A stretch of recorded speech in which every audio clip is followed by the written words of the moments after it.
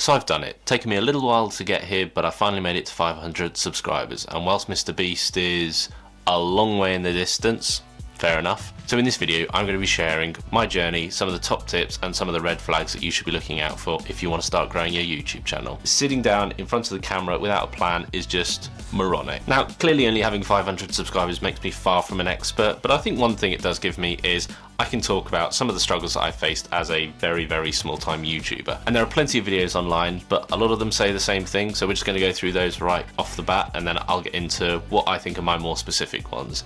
So plenty of these videos will say, post consistently, post at least once a week, audio matters, think about your title and thumbnail first, turning your long form into short form, and success is compounding. All of that is true, no ifs, ands, buts or maybes, all applies, but I've got some that go over and above that, so let's get into it. So just quickly, why did I start this channel? Personal finance is a very crowded niche, there are plenty of great creators out there, so what made me want to start it? Well, the short answer is, I just thought everyone understood about personal finances, and it was only when I was talking to a friend of mine who makes a few $100,000 a year, who was just completely clueless, who was asking me about stuff that I thought was blindingly obvious. And that's when it really struck me that personal finance isn't taught in school, and you know, it's one of those things that's so important that you really have to spend a good deal of time getting to grips with. Now, I also firmly believe that a small bit of financial education goes a really long way, and so if I can just drop little bits of financial gems here and there, then it could potentially make a big difference on someone's life. So I uploaded my first video on the 27th of May, and I think it's safe to say things got off to a slow start. I posted one video in June, two in July, one in August and one in September, but this is where I really decided to commit to it properly, to kick it up a gear and to really get cranking. So in October I did 9 videos, in November I did 10 videos, December I did 4 videos, January I've done 7, and February I've done 8,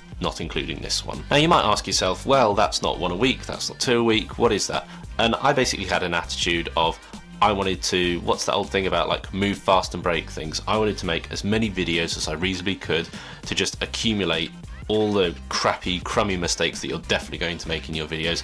I just wanted to get all of that out of the way as quickly as I reasonably could do. But there is just one thing I want to get into, and that is, for me, in lots of these videos, there are a few red flags. And the first one is when people say, the YouTube algorithm loves this thing. I've worked in big tech. I've worked on lots and lots of products. Now, in my view, I suspect that the YouTube algorithm is not this nebulous, richly contorted or richly complicated thing. I suspect it's made up of a whole series of products. The homepage will be a product, recommended videos will be a separate product, browse will be a separate product, suggested videos will be a separate product. And so I think it's really inaccurate to say the algorithm loves this, because you could be talking about different parts of the algorithm. And what you will invariably find is that when people say the algorithm loves this, what they are actually talking about for the most part is going to be their anecdotal experiences. I uploaded a video and I did this particular thing and the video did well, ergo the algorithm must have liked it. And whilst that's true to some extent, I think it's quite like the correlation and the causation I think are a bit off. So unless you know someone or they know someone who actually works at YouTube who can verify these things, just take it with a pinch of salt is all I'm trying to get at. So what do we cover on this channel? We cover, as I said at the end of lots of my videos, all things personal finance, personal development related. Now, I get questions sometimes about why I do both, and the short answer is because for me the two, and we have a video coming out about this, subscribe so you don't miss it, and link will be at the end after the video drops. For me the two things are absolutely inextricably linked.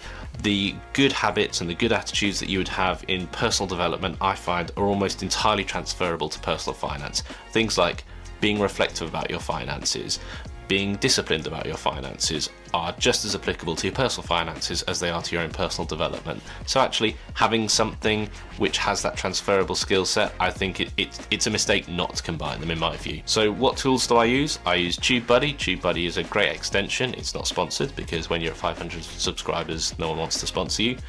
It's a really great tool, and the key thing that I use on there is A/B testing. It basically means you can put out a video with different titles, different thumbnail combinations, and it will statistically prove to you which has the higher click-through rate, the higher retention rate, And so it's a way for you to not just go on your gut feeling, but also have absolutely rock hard statistical evidence that one is better than the other. I also use vidIQ. I think their keyword explorer is a really good tool. I use Storyblocks for all of my stock footage. Those are all the happy looking people in very corporate looking boardrooms, or a man hammering sheet metal, or some wild shit like that. I use Flat Icon, which I've kind of moved away from. It's not that expensive, but the thing which I would really recommend is an AI editing tool called Gling. Now what this does is it's got two things. It's got a bad take remover and a silence remover.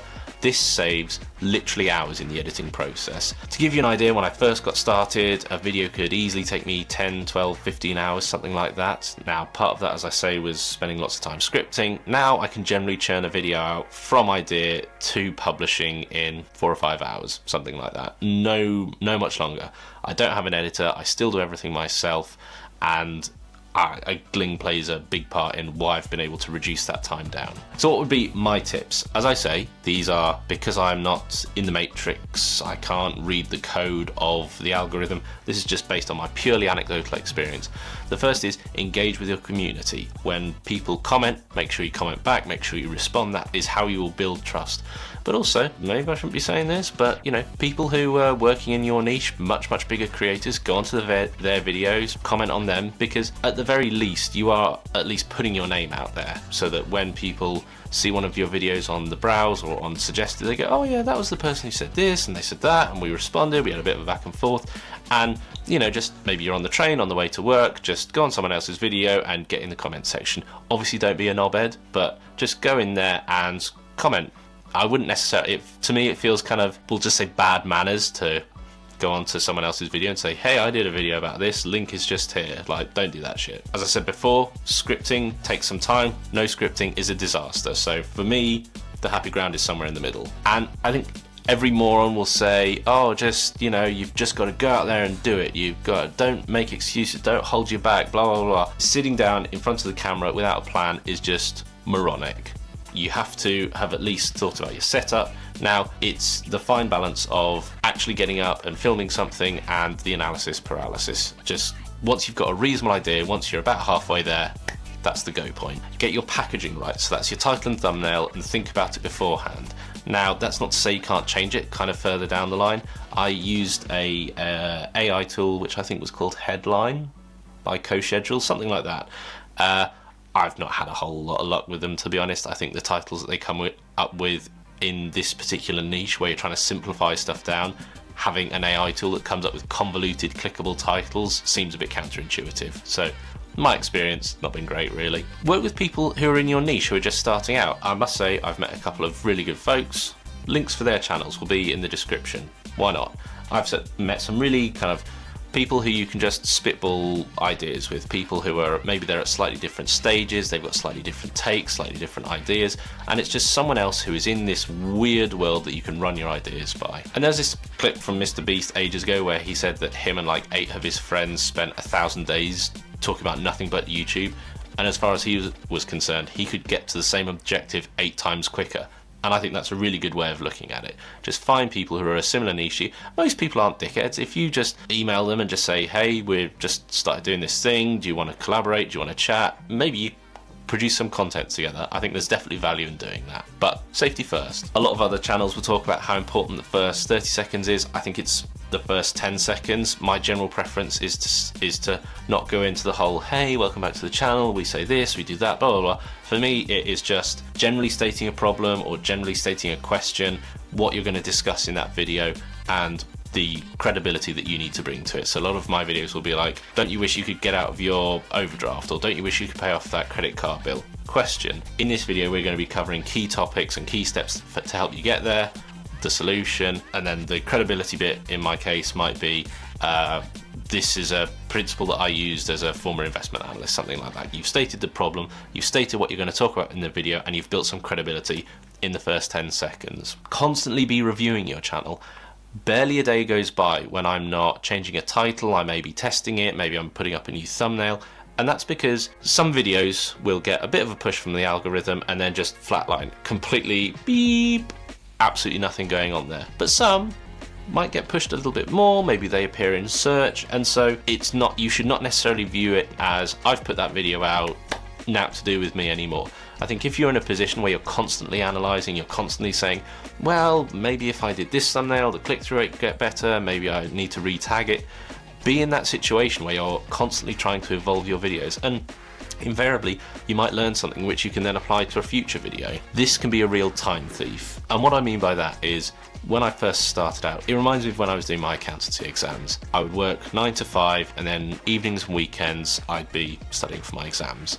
But the thing is, even if I'd spent a whole weekend revising and I just wanted to have a bit of time off, you're always thinking at the back of your mind, you know, we watched a movie, but I could actually be revising, I could have done this particular topic, I've got this exam in like 3 months, maybe I should just have designated time where you're going to commit to it, because otherwise it will just drive you insane. Use AI. Now, maybe not in the way you think, but ChatGPT, or used to be Bard, now Gemini or something, but ask the various AI chatbots specific questions. So if you want to ask, should I include my face on a thumbnail, for example, don't ask it that. Ask something like, is there any statistical evidence to support putting my face in a thumbnail?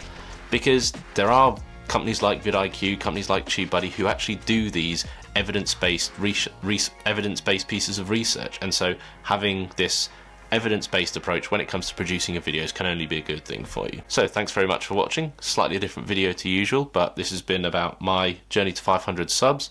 Make sure you're subscribed, like this video if any of it's been helpful, and check out some of the other videos that are appearing around here. Peace.